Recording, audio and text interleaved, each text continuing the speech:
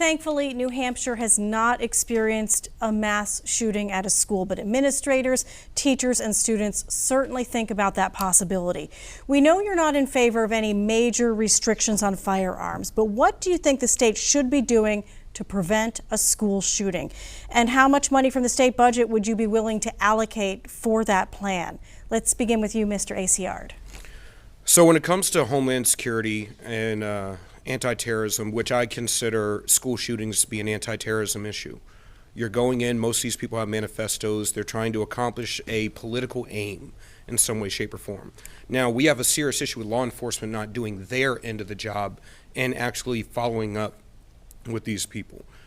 All these mass shooters, save for a few over this past year, got their guns illegally by harming or stealing them from a family member, which means they weren't locked up, which is a safe practices issue. Now, it's not something that you can take care of with legislation because legislation doesn't stop bad people from doing bad things.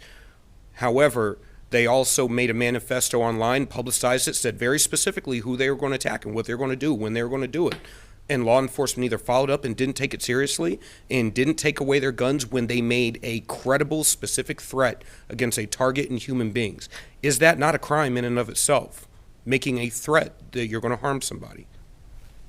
Mr. Riley, your plan and how much you'd be willing to spend on it.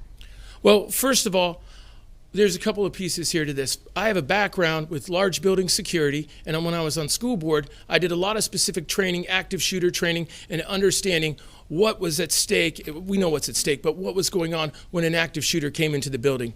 Right now in New Hampshire, because of the concealed carry laws that we have, our schools are actually protected because nobody knows who's got a gun, and a good guy with a gun is always the worst thing for a bad guy with a gun. So we want to keep our laws that we currently have in place. It is a deterrent to criminals, and it's done the job in New Hampshire.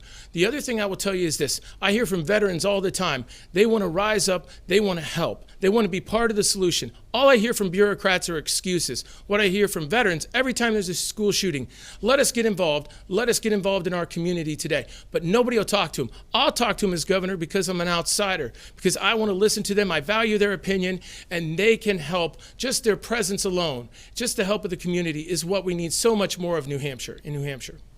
Let's hear from you now, Mrs. Testerman. Well, I think I'd approach it from a completely different aspect.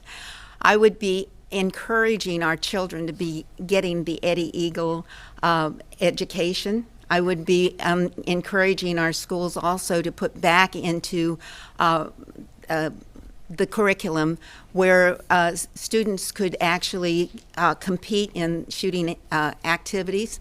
Our children used to be able to have take their firearms to school, leave them there until after school, and then go hunting.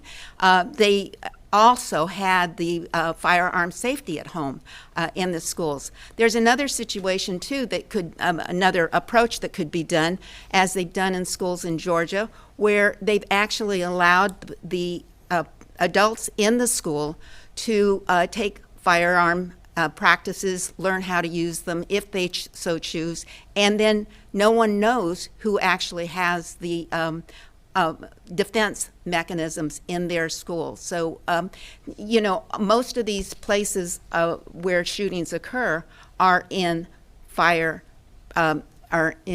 gun safety zones.